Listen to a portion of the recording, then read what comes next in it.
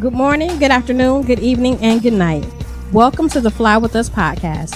This podcast is bringing the art of conversation, self-love, self-care, mental health care and protection, life lessons, love lessons, and everything in between. Today's topic will be about the bare-legged truth. I'm Lady Bounce. And I am A Slate.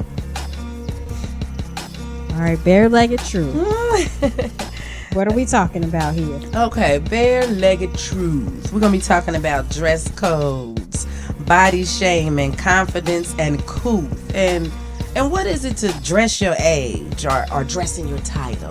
So we're going to talk about all of that and everything in between. And everything in between. So first, where can they find us? Okay, you can find us on Facebook, on SoundCloud, and now on YouTube. Yeah, and then we can also be emailed at flywithusla@gmail.com. You got it. All right, so let's get started with this bare-legged truth. This bare-legged truth, we've talked a little bit before, being out and about. But let me hear some more about how you feel about my favorite, most comfortable pair of pants other than jeans. Let's talk about these leggings. Let's talk about these leggings. It's so much. I had to breathe. I get such a visceral reaction, physically and mentally. So intense. It is. It's very intense. So, I used to have this mindset that, because I was fluffy, that I couldn't wear leggings unless I had like a long enough shirt to cover the dimples and the folds and the other things that other people shouldn't see. Okay. So then I had this mindset that, if you are skinny, leggings are okay. The same principle I think still applies. I want your shirt to cover up. Okay. At least mid-thigh. Even being skinny, I just don't want to see all of that. You don't want to see it. I don't want to see it. There are some things that should be left to the imagination. Okay. I do believe that when you are out in public, no matter what public, you should look presentable. And a lot of times, as comfortable as leggings are, many women do not wear them in a way that is presentable. I don't want to see your panties. I don't want to see through your panties. See, those are the new leggings I don't care for. I think those are the ones you definitely need to wear. Dress, long shirt, or the sheer ones. Yes. I don't want to see that. The ones you buy at the hair store. I don't want to see those. I agree about the panty lines. I'm always, thinking about that. But you dress the pants, right? So you're gonna be wearing these leggings or jeggings, because them work for me too. I like jeggings. I mean, I have some jeggings, but I still wear a longer shirt. Yeah, I mean, you could. I know I've personally worn the shirt that stops right at the under my fluffy part right here on my belly, on that part. But I want my butt to show. Okay, if I done gained that little bit of weight, I want it to show, but I'm going to have some cool, I might wear a blazer over something, and it's still going to be that silhouette. I like the silhouette. Great. And then when you said the fluffy, when I first started seeing leggings, I was like, they only for curvy women. You can't be Pancake Patty in the back and have on these leggings, because it's not going to be a good look, Pancake but Patty. Each their own. I'm a fan of the leggings. I wear leggings in my house. I also when I wear them in my house, I wear them with a long shirt. I have a teenage son. I have a teenage daughter. Okay. So I dress accordingly even around the house. Okay. Well, I agree with that too. I'm not hanging out and having my lumps and bumps and things that Fergie talked about, that's supposed to just be in your house. There are some things that the world doesn't need to know about me. Okay. My panty size and my panty brand is just some things that I choose not to share with the world. That's right. That may be a good thing. I don't want to share that either. You let that stay Victoria's Secret, okay? Exactly. We're going to let that be Lady Bounce's secret. Okay, all right. But and the same goes, for like men who sag. Right. I don't want. I don't need that. to know the size and color of your underwear or the brand name. Okay, and then since we talked about the women's leggings and jeggings, you know the brothers got these skinny jeans. Oh no. Okay, they got these skinny jeans and pencil pants and all these things. So yeah. And I disagree with that. Okay. I guess this is where my age shows. Okay. But I believe that a man should look like a man. Okay. At all times. I grew up watching my grandpa. My grandpa worked a blue collar job. He didn't have to wear a suit and tie to work. But my grandpa always looked like a man. Always. His clothes always fit.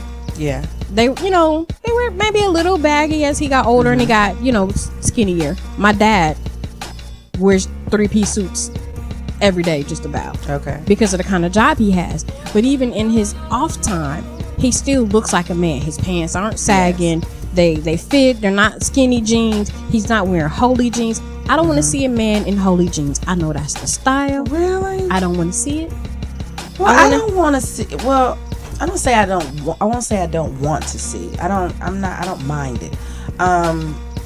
But as far as me being a seasoned woman, seeing a seasoned man, I guess this is where it goes into dressing your age. Yes. I want to see the clean man and the polished man that's very well put together. Right. I think the holes in the jeans, I think they're pretty stylish. I have a son, a 23-year-old son, and he wears the holy jeans. He wears the tighter fitting pants that I cannot stand. But it's a part of, I guess, his personality, I guess. Or I'll say personality because he paints them and does weird things to him.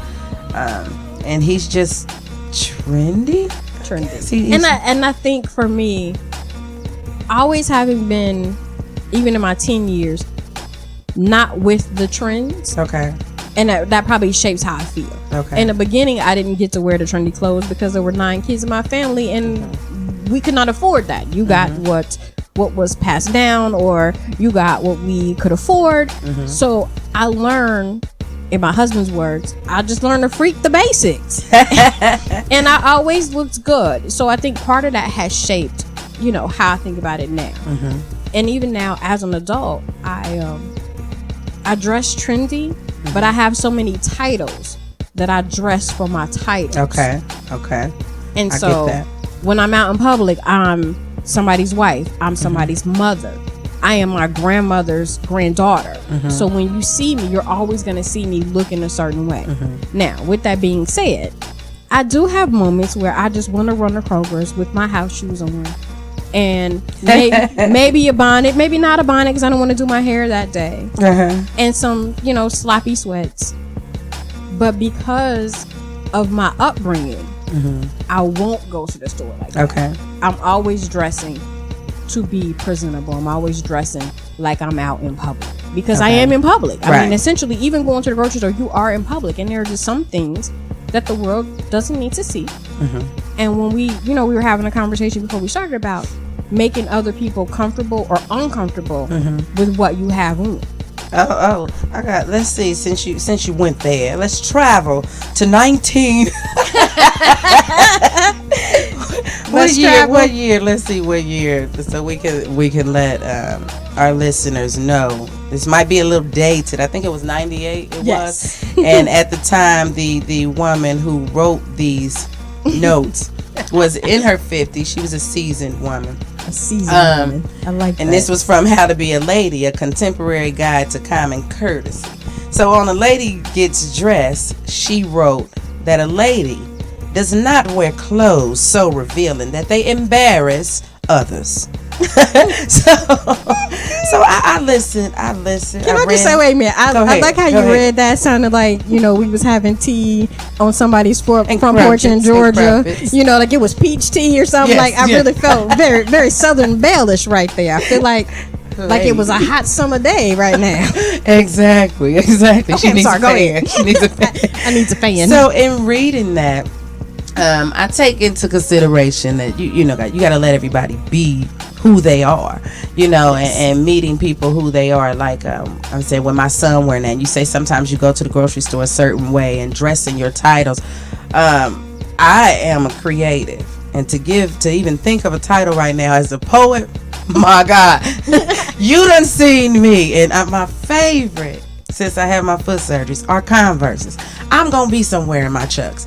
I will have on a ball gown, and have done it recently, and pearls, and a beautiful shawl. And my boots is under. I got on my combat boots. Yes. I'm comfortable with that. I dress the way that I feel. I work hard to keep it clean and appropriate, again, because of who I am, because I am a mother, because I'm a 40 plus year old woman, and all these things go into perspective. But at the same time, to the sister that's walking around showing all her good night goodness, I'm gonna look at her and maybe sometimes kind of, wanting to look away, but it is attention grabbing. But I have to take note of what I notice in that is a woman's confidence sometimes. Mm-hmm. Her confidence sometimes catches me more than what she's wearing. And I'm looking like, oh, I admire her confidence. Right. She's bold. She's daring. She is comfortable in her own skin. Mm-hmm. And if it was something that I felt like maybe made my son swing his neck a little bit too much, my younger son, you probably could say something to the woman, but I think, oh no, you can't. You might can, or you if you had to, if you had to say something, if it just was burning you up on the inside, I think that we should have some couth, and not body shame. I think we should take some comfort and care when talking to people, especially when it's just something as simple about what somebody is wearing. We should work hard not to tear them down with our ugly words and thoughts. So yeah, that's just one of the things. But to embarrass somebody by what you're wearing, that's a stretch in there for this woman to say. I can't control how somebody feel. Right. If I choose to be comfortable and be daring in my attire, mm-hmm.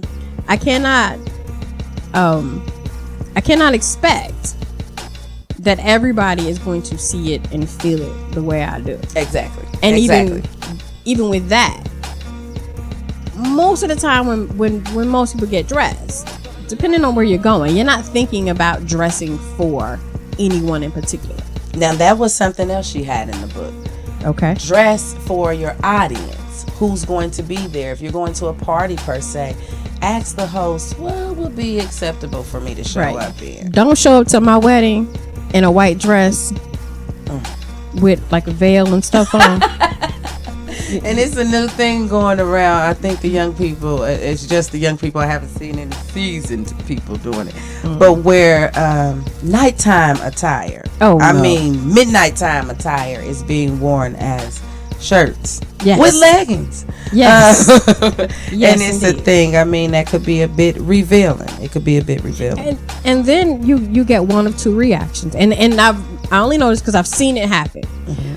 If a woman is looking at you based on what you have on and she's staring a little bit too hard, mm-hmm. then the person who's wearing it automatically gets this thought, oh, she jealous, oh, she mad. Mm-hmm. No, baby, I'm not mad. I'm mm-hmm. wondering why nobody told you that wasn't the move. Okay, come on, sister friend, let me know that right, a little bit too much is showing up here. And then when a man is looking at you and giving you the attention that it appears that mm-hmm. you want based on how you're dressing, then you want to be like, even he's thirsty. Mm-hmm. He thirsty. Well, mm-hmm. I mean, baby, I'm watching for one or two things. I'm waiting for your boob to pop out mm-hmm. because I want to see how you're going to react when it happens. Oh, my. I don't want to see. See what I'm saying? But now the man is looking and thinking the same thing I'm thinking, but for a whole nother reason. Mm-hmm. He's looking for a pleasurable aspect. Oh, when it pop out, it's going to bounce. We can assume that. Right. Is it going to bounce? So, speaking of we have another version of... Oh, yes. And how to be a gentleman, a contemporary guide to common courtesy. A gentleman. Now, this book was also written in 1998 by a man who was born in 1950, so he was very well seasoned at the time this book was written. Yeah. And he says, a gentleman gets dressed. In warm weather, a gentleman always wears an undershirt. Unless he's a Texas Ranger or a cattle rancher, he does not wear cowboy boots with a suit. And a gentleman... When a gentleman wears a double-breasted suit, he never leaves the jacket unbuttoned. And the gentleman's pants cuffs fall in a gentle break over his shoes. When he stands, his socks do not show. See, it's rules to this thing. It's levels to this. So there's definitely levels to it, and I'm not sure. Let me turn this page here. Ooh, this is a good one. Let's hear. A gentleman does not carry unnecessary paraphernalia in his pockets. What? A bulky keyring or a Swiss Army knife destroys the line of even the most expensive pair of slacks. Well, my goodness. Thank God that I am not a gentleman. Almost everything on there, I just said I do. Well, at least them boots. At least the boots. But I think there's something to be gained from that. Maybe not as extreme, but in dressing for success. Exactly. That's okay. And I often, when I'm working with my students and I'm teaching them about job interviews, and I told them, they said, "Well, do I wear what I wear to church?" Absolutely not. You look the part. The part for where you're going. These kids nowadays don't dress for church the way we dress for church. Yes, right, exactly. So I tell them, no, do not dress like you're going to church. Dress like you already have the job that you're going for. Exactly. Even if it's a fast food restaurant, you have to do something to stand out amongst the other 50 people trying to get this. Put on your polo, tuck it in, and put on your little khakis, your dickies, your slacks, whatever it is that you have. And go ahead, go. Can we say put on the belt? Thank you. And almost make you think they don't make belts no more. And again, well, they getting better. I'm showing my age here because my grandma said that anytime you wear pants with belt loops, you wear a belt. Even if the belt is not holding up your pants. I don't even like belts. You like put that. on the belt. I don't even like belts like that. But I think that the young people, in their defense, are getting a little better. They are getting a little better. They not always pants hanging down no more. Their style has evolved a little bit. Oh. So, yeah, because I seen my son even has a few nice jackets. Okay. That look nice. And they have some decent jeans. So, yeah, I mean, it's getting a little better. And they're fans of not button-down shirts, but definitely polos. I'm a polo and khaki. Polo and khakis. And even if your Uniforms. khakis are different colors, but even if your khakis are different colors, like my husband looks good in his Dickies and a nice shirt. He looks like a man. His pants are not, sagging. He got like a grown man sag because his pants fit and they're a little bit baggy. He got the, I say, he got a little swag to him. Because the word swag is overused, but he got a little swag. We're showing our age again. But when I go places with him, I feel like I'm walking with a man. I don't feel like I'm walking with a female or with a man who is confused on whether or not he is a man or should be a man or what have you. When we go out, it's very clear. He is the man and I am his lady. Okay. When we go places. And even when we go places and we're dressed kind of, bummy, it's still very clear which role we both reside in. Okay. If that makes sense. It does. Aside from not aside from, I'll do in addition to the role playing, I'll use lightly there. What about when you're just, again, dressing for your job, dressing the part, dressing for who you are? And we'll go to, I'm going to push forward to the bonnets in public. Oh, Lord. Because I say, as long as this person's clothes is clean, your clothes ain't stinking, I'm not seeing all your stuff, I am fine with me. It's not going to bother me because I know I will pull some pieces together, all kind of colors, and I'm comfortable in it. If I'm comfortable, please don't bother me about my clothes because that's how I roll. But isn't that part of being dressed? What do you mean? Part of being dressed and being fit for public consumption with eyes, ears, smells, and things of that nature. If we go a little bit further than part of being dressed, I'm going to give you a for example. Here's a scenario. My sister works 17 jobs and she got 22 kids, okay?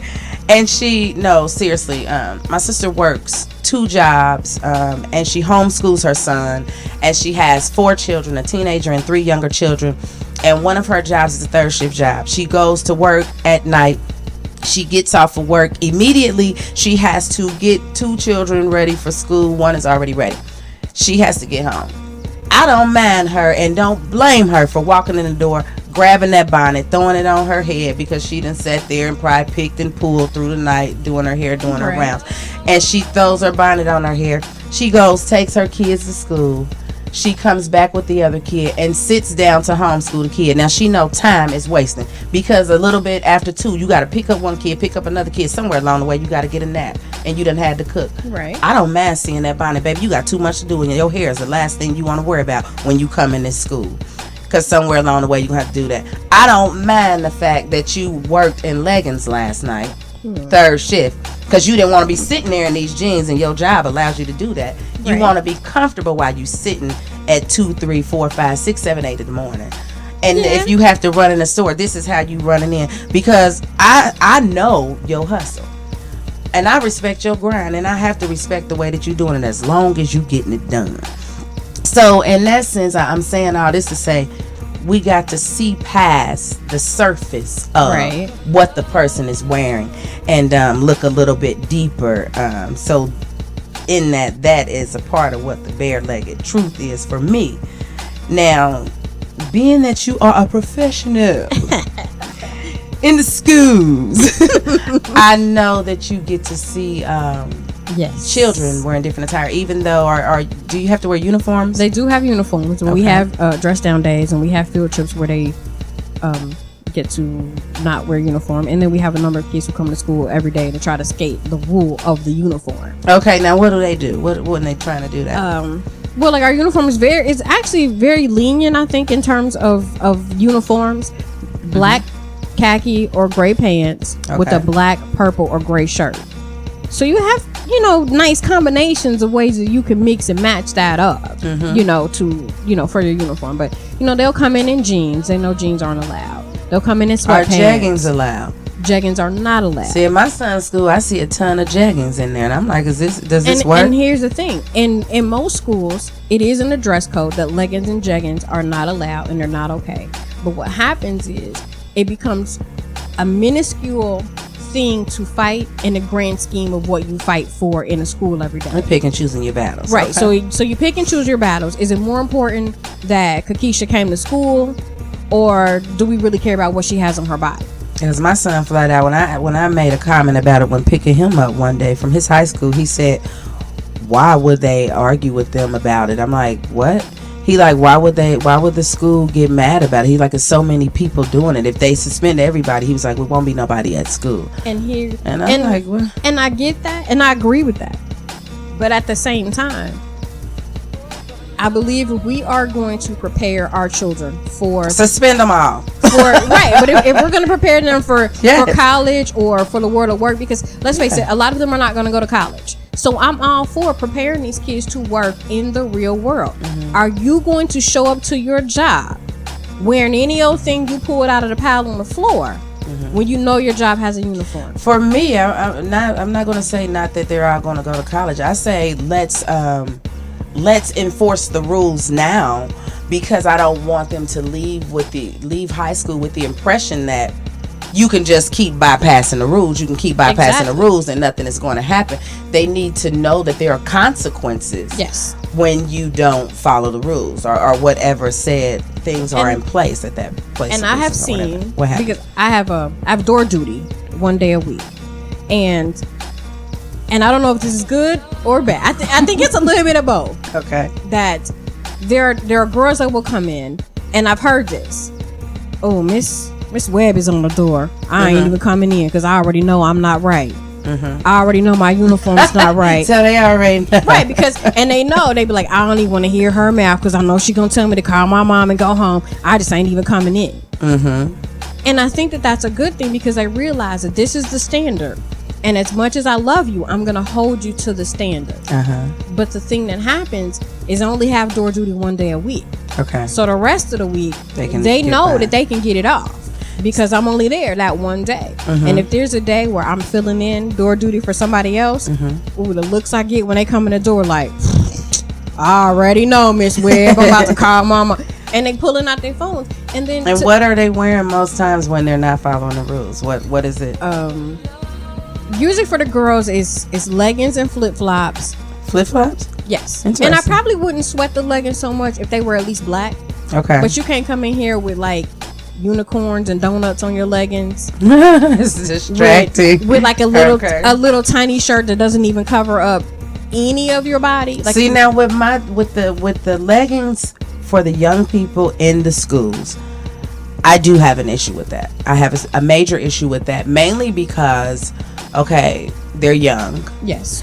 I don't know if all of them are aware of what attention they may be bringing to themselves. We have young hormonal young men that are extremely hormonal, and they're looking at these. But I wouldn't want them to be put in a position that could have been easily avoided, that could possibly, I agree, turn out badly.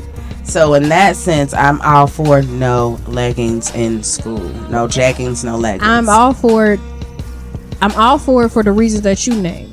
But also, when I think about preparing these kids for the next level, whatever that level is, and of course, you know, these are teenagers, so they're mouthy and they want to, you know, talk back and stuff. And I simply put it to them like this: if this was your job, would you show up? Would you show up 2 hours late, wearing your leggings and wearing your bonnet to go sit down and have lunch with the company CEO? Right. Exactly. Are you going to look like that?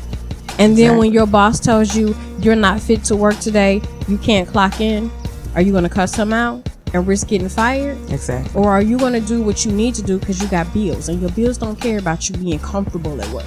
So then, like, as for, exactly, so they're going to come up short. Absolutely. They're going to come up short, but they're going to be comfortable in them leggings, okay? Right. You'll be comfortable while you catching the bus. Seriously, we have to also think another way for, like, if, like, for example, at my son's high school, where he said, well, everybody's doing it. Right. Everybody's doing it. We don't know all the time who's saying that this is okay. For example, my son wearing those skinny jeans that I'm like, honey, it look like you done stole your 13-year-old brother's clothes, and you walking around in them. It's really not a good look.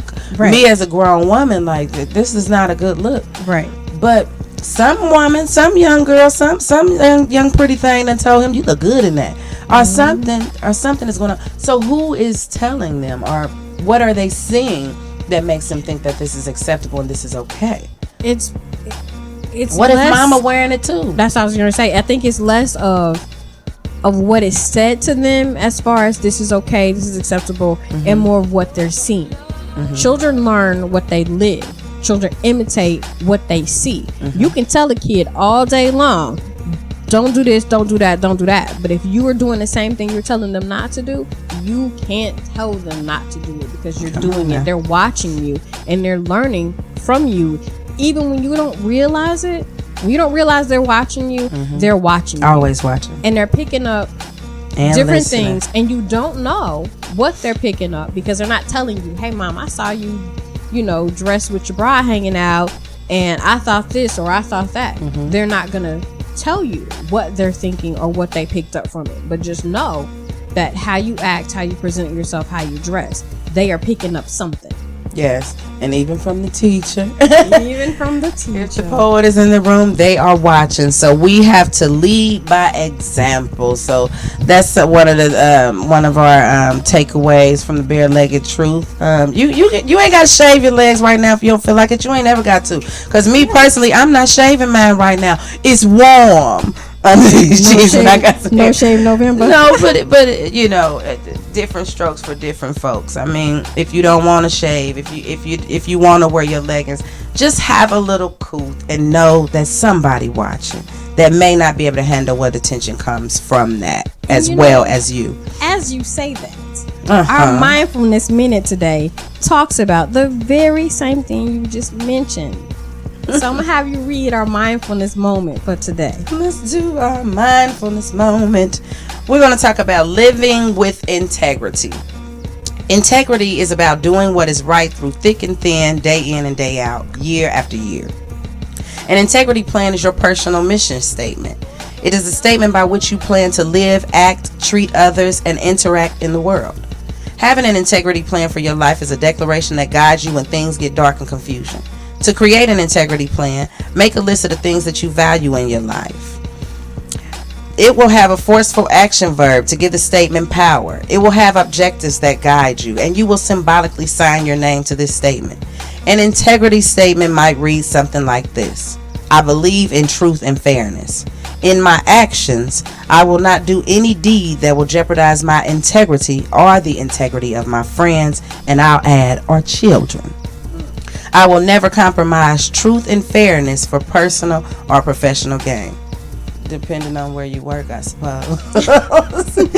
So let's just be integrous. I'll use the term ladylike or masculine men, but let's do everything with some integrity. That's our integrous mindfulness minute. Okay. So, along with living with integrity, we're going to give you your self-care assignment that is about being in your truth, living with some integrity, and how to do it, how to do a little something. This is the hardest thing for me to do. In a lot of cases, it's hard for a lot of people. But what's that? Owning up to your mistakes. Uh-oh. If you made a mistake recently, an error that no one is aware of yet, act upon it immediately. No one likes to make mistakes, but when you have messed up, admit it right away. Though you might be afraid of taking the heat, accepting blame before anyone else realizes what's happening makes you look trustworthy and confident. Unless you've committed a major transgression, people are more likely to remember that you had the guts to come forward than they are to remember what you did wrong. And that can pay off for you in a big way in the long run.